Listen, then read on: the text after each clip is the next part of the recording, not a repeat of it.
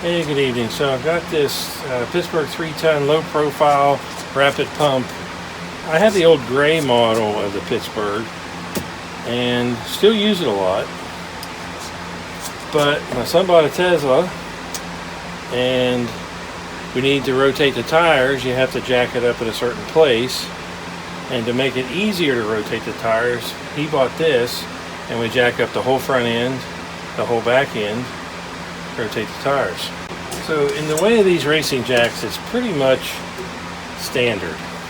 We have the pump, 2 small tires, 2 rollers that don't turn, which is a pain in the ass, and this pressure plate. So you put this in here, take this screw out.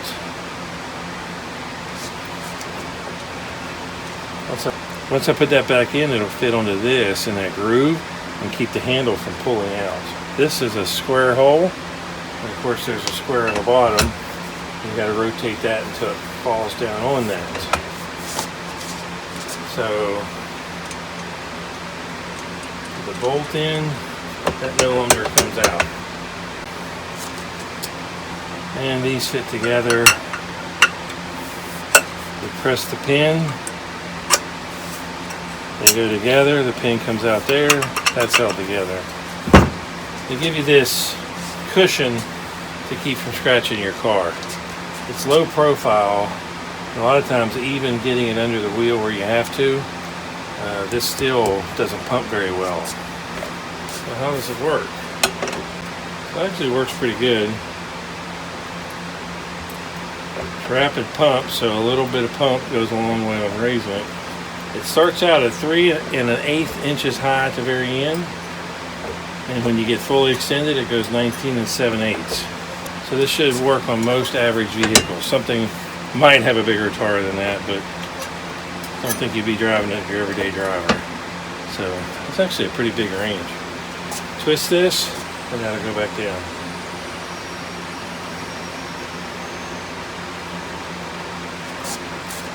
And then I twist it again. Goes back up. So put it back down. I always turn it back this way to lock it in place. They recommend using jack stands, and while I think that's a good idea, when we're rotating the tires, we don't. The Tesla has lift points. That's all you're supposed to use. So the first time we changed these, he got this out and we checked it out. I got out my gray one, and my gray one wouldn't pump. It had somehow gotten low on the hydraulic fluid. So I had to add fluid to it. So I wanted to show you guys how to do that. So there's 4 of these screws right here. But this one will loosen. Now I'm going to take off this one on the other side and loosen that one. I took off this screw on both sides, and this just pivots up. So there's no sense in taking that all the way off. Okay, so this is what you have down in there. Do not adjust these. There's a warning on them. You want to take out that screw right here in the middle. Be sure and use the right size screwdriver on that screw, because you don't want to strip it, and using too small of a screwdriver will strip it. And there we go. And you got to make sure that's full. And that needs just a little tiny bit added. Just a little tiny bit. Okay, some people take this plate off. I recommend you keep it together, if for no other reason than it looks better. Be sure to tighten these up. If you rattle this around a lot, it might come out if you don't tighten them up good. So, it's a jack. You pull the lever, it goes up. Twist it. Twist the lever, it goes down. I think he got this for about $95. It's kind of expensive, $100 basically, for a jack you use 3 or 4 times a year. And now we have 2 of them. So we put $200 in jacks, but in reality, it's worth having at least one of these, because in changing your tires comes in handy. It's worth having the second one because it reduces the amount of work you do by at least half. The alternative is to pay someone else to do it, and after you pay a couple times, you could have bought the jack anyway. Okay, when you go to use this, think safety. First off, don't trust that this thing is not going to give way. If you're going to get under a car that's jacked up, jack stands come in really handy and can save your life. And never trust that this is ready to go. When you get it out to use it, make sure that when you pump this, that goes up.